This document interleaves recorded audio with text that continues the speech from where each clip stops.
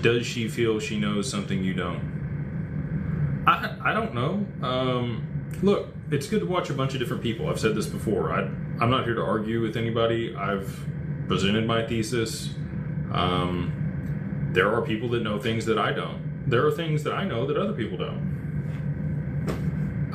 You should listen to a lot of people, not just me, and come up with your own thesis on how you think things are going to work out. There's a lot of people in the community that don't think XRP is going to go to high prices. I'm probably the only one still talking about high prices that I can think of.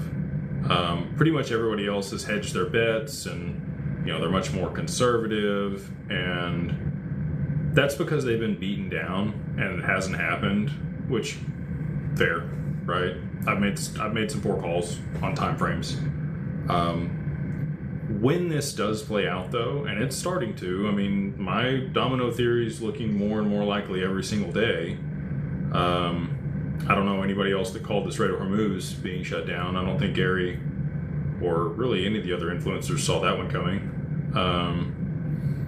So, again, she could know things that I don't, and maybe I know some things that she doesn't. And all that's okay. Right, like I said, you should watch multiple people. I think she does a great job presenting information. She's been a strong pillar in the XRP community for a long time. I think she does great work, especially on the DeFi side of things and understanding what's happening on the network and the development that's happening on chain.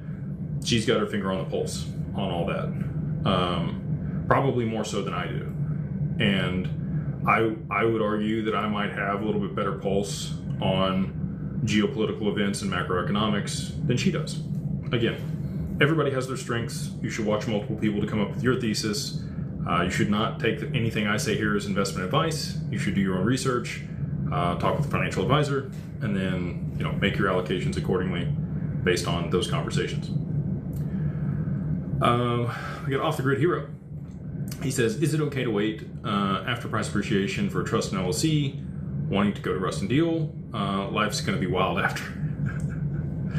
Rustin's good. We haven't worked with him as much here lately. We've got other attorneys that are barred there in Wyoming that we are working with. He's barred there in Utah, so he can do trust work. But I like to have boots on the ground, people that are actually in the state.